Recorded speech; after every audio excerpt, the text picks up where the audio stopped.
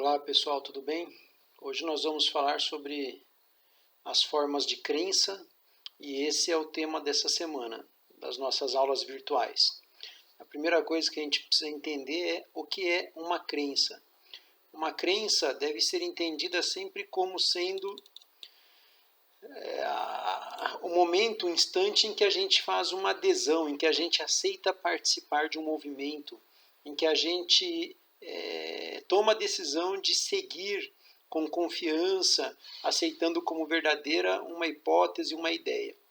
Então, toda crença envolve essa confiança, essa aceitação por considerar como sendo verdadeira, né, a realidade, a dinâmica. Por outro lado, nós temos um outro elemento dentro do mundo das crenças, que é o elemento da fé. Diferentemente da crença, a fé envolve sempre um aspecto religioso, muito embora hoje em dia também nós encontremos em alguns contextos a utilização da expressão fé associada ao apoio a alguém ou à aceitação de uma ideia, né, e por aí vai. De qualquer forma, tradicionalmente falando, o conceito de fé sempre esteve associado a uma conotação religiosa. Uma terceira esfera de realidade nessa nossa reflexão sobre crenças é a esfera do mito. O mito deve ser visto sempre como uma forma bem simples, bem rudimentar, bem infantil de explicação, né, da realidade. Por isso que quando a gente fala de mitos, normalmente a gente faz referência a tribos, a sociedades tradicionais, como aborígenes e por aí vai, ou tribos indígenas. As crenças elas têm o seu lugar, a fé tem o seu lugar e os mitos também. Os mitos eles ajudam, né, o ser humano, né, a pessoa simples, a pessoa de pouca instrução, a compreender os grandes mistérios da natureza e a se livrar, né, aos poucos, daquilo que atormenta ela. Sobretudo quando o que está em jogo são aquelas coisas que nos remetem, que nos fazem lembrar da finitude da vida, que nos fazem ser obrigados a pensar, não é, nas tristezas que envolvem a nossa existência, na violência, na guerra, enfim, nos conflitos. Então, os mitos, eles no dia a dia exercem um papel muito importante de tranquilização do ser humano. O mito não pode ser confundido com uma lenda, porque o mito ainda tem um pé na realidade. A lenda não. As lendas elas lidam com elementos, né, e seres que não existem e que não estão associados a nenhuma coisa que possa ser considerada como real. Quando nós falamos de um mistério, a gente está sempre fazendo referência a uma realidade que nós não podemos compreender, por mais que nós nos esforcemos, que se revela como sendo inalcançável, né? que impede a nossa interpretação sobre ela. Por isso que normalmente mistério está sempre vinculado à ideia de fé, de religião. É aquele momento em que o ser humano tem que dar o braço a torcer e dizer, bom, sobre isso não há nada mais o que se possa falar, não é? Porque eu não consigo entender nada sobre esse assunto, ou entendo tão pouco que não vale a pena dizer aquilo que eu entendo, para não criar confusão, ao invés de gerar conhecimento, né? Ao invés de gerar ideias claras e distintas. Mas, se nós fôssemos pensar no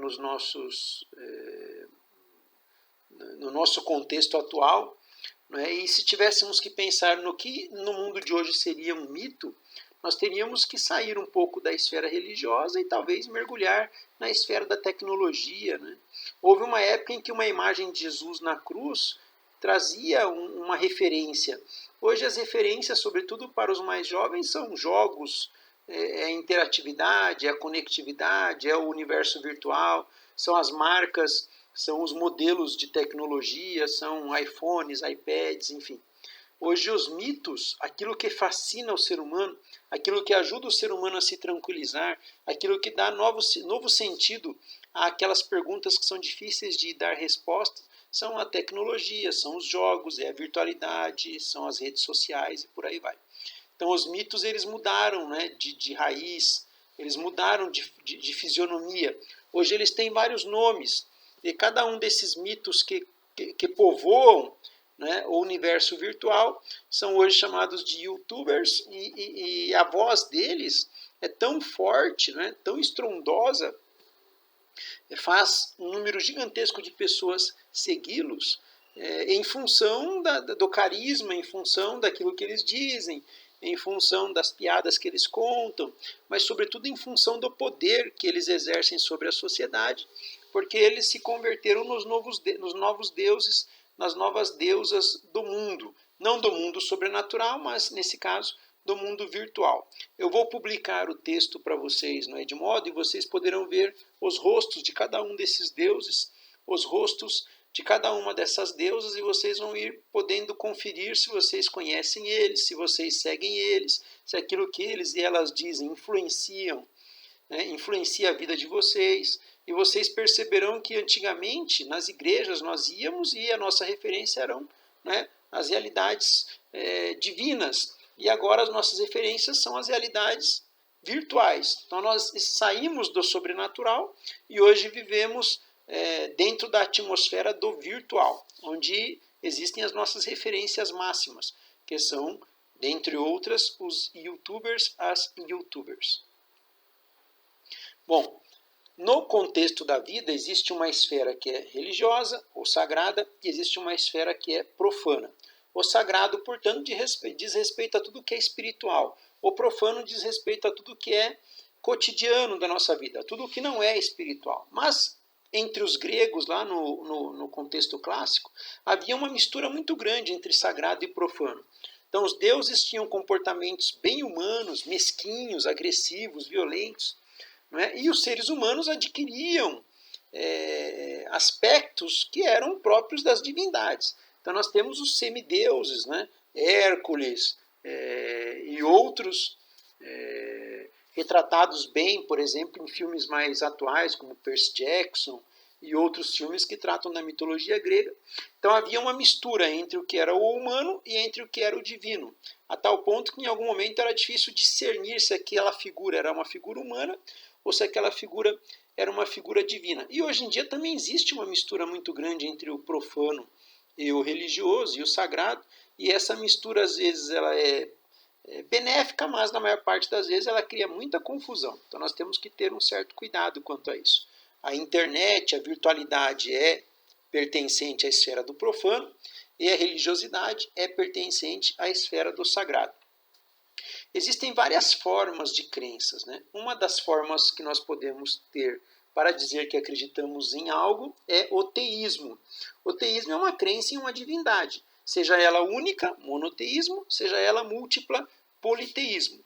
Ao mesmo tempo, nós podemos também pensar em uma alternativa panteísta, segundo a qual Deus estaria em todas as coisas e, portanto, todas as coisas revelariam algum aspecto, algum modo de Deus, né, convertendo a natureza automaticamente em uma realidade no seu contexto total, em uma realidade divina. Quem pensou isso foi o filósofo Baruch Spinoza, do qual falaremos mais adiante. E por fim nós temos o deísmo, que é uma doutrina que vai por um caminho outro. E o caminho que ela percorre é o seguinte: essa doutrina, a deísta, considera o pensamento, a razão humana, como a única via capaz de compreender que Deus existe, não é? E rejeita qualquer outro caminho. Então o deísmo, ele crê em Deus, mas ele exige, né, que a sua crença tenha uma fundamentação racional. Se nenhuma dessas três foram suficientes, nós temos ainda outras alternativas. Uma delas é a que eu vou dizer agora, né? A alternativa segundo a qual talvez exista, né? Aliás, existe uma divindade, ela é a divindade criadora de todas as coisas, mas depois de ter criado tudo, ela se abstém do cuidado, né, daquilo que ela criou, e a partir desse momento, cada uma das suas criaturas vive a sua própria sorte. Alguns filósofos exploraram bastante essa ideia de um Deus ausente. O agnosticismo é uma outra questão. O agnóstico é a pessoa que, depois de pensar muito sobre se Deus existe ou não, chegou à conclusão que não se pode opinar a respeito, porque ele não é capaz de dizer nem que sim nem que não. Então, agnóstico, na verdade, é alguém que se abstém da discussão sobre a existência ou não de Deus, em função de perceber que a sua capacidade intelectual não chega, não alcança o suficiente para poder definir ou uma coisa ou a outra. O Kant, ele caminha bastante sobre o pensamento agnóstico, e ele entende que tudo que não é físico, tudo que pertence à esfera da metafísica, tudo que é religioso, tudo que é sobrenatural ou espiritual, extrapola a sua capacidade para pensar, porque ela está amparada única e exclusivamente na experimentação. Além do agnosticismo, nós temos o ateísmo, que é a afirmação, né, direta e curta e grossa, né, sobre a não existência de Deus. Então nós podemos pensar no ateu como alguém que acredita que Deus não existe. 3 referências para nós dessa forma de pensar. A primeira que eu apresento é a do Nietzsche, que escreve, né, que Deus está morto. A segunda é do Ludwig Feuerbach, que diz que Deus não passa de uma projeção humana.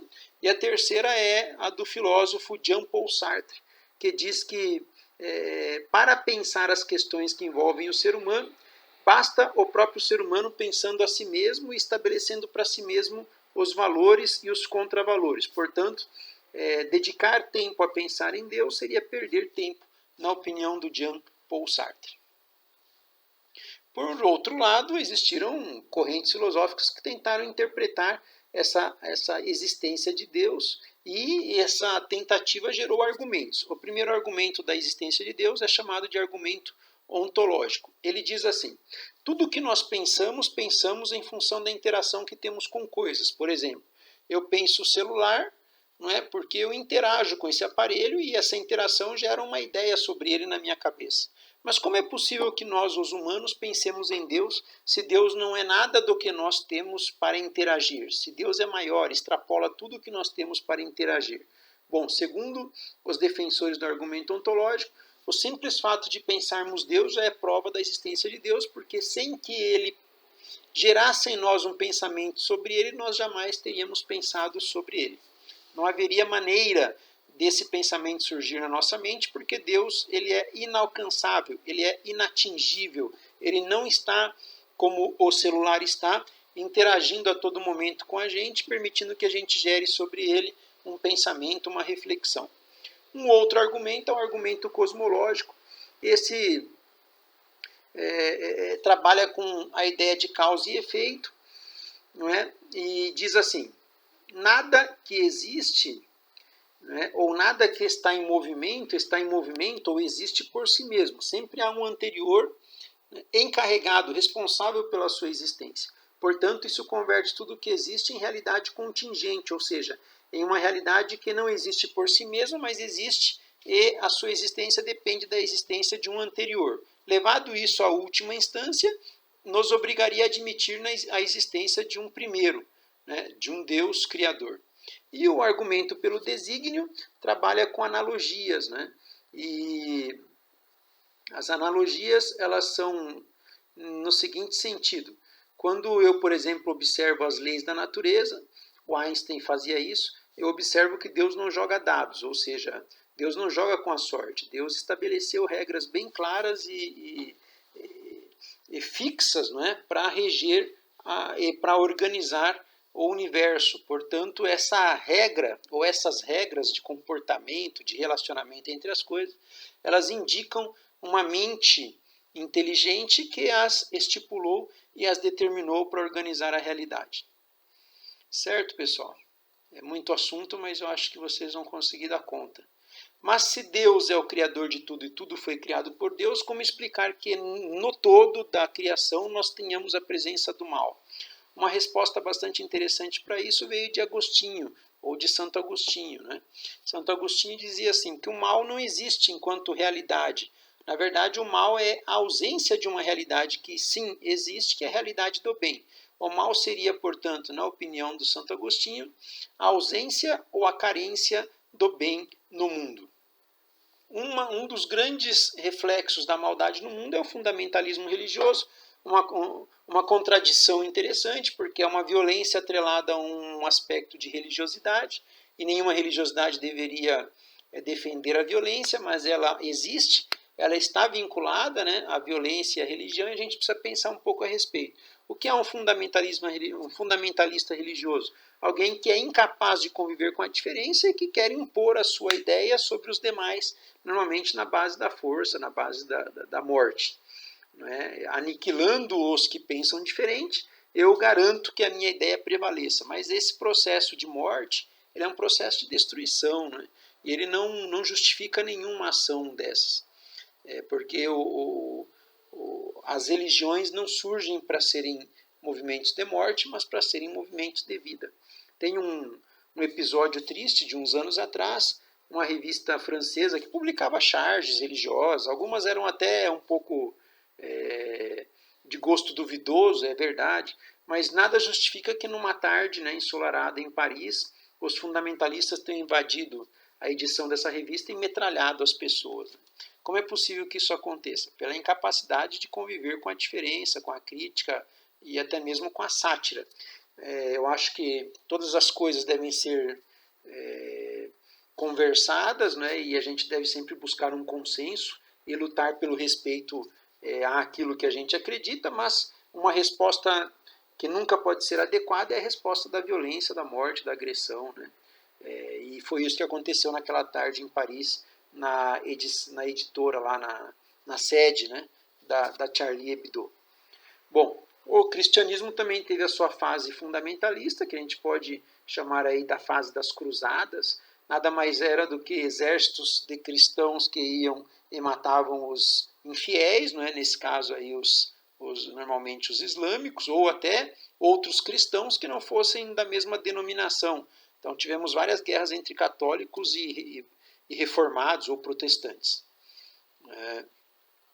E por fim, né, nós não podemos esquecer que o fundamentalismo religioso ele apaga como uma borracha a história, ele apaga, né, o nosso passado, e é como se nós recomeçássemos do zero, mas isso não existe. Todos nós somos resultantes, né, de um processo histórico, de uma vida que vai se dando ao longo do tempo, e nós temos que viver sem abdicar das nossas origens, reinterpretando o nosso passado à luz do presente, com vistas à esperança que nos aguarda lá no futuro.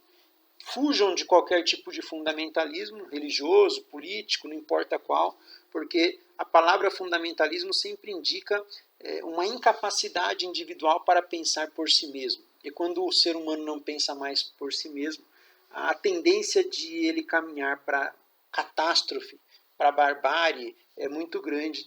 E nós lutamos muito ao longo da nossa existência como humanidade para chegarmos em um momento de civilização que custou muito a todos nós e que não pode ser jogado fora, né, em nenhuma hipótese, ainda que a hipótese esteja vinculada a uma ideia de religião conturbada, confusa, porque associa a religião com a morte das demais pessoas que não creem como você naquilo que você crê. Um abraço, pessoal, espero que vocês tenham entendido. Acompanhem lá no Edmodo, porque logo vai chegar a atividade para vocês fazerem, tudo bem? Tchau, tchau, um abraço.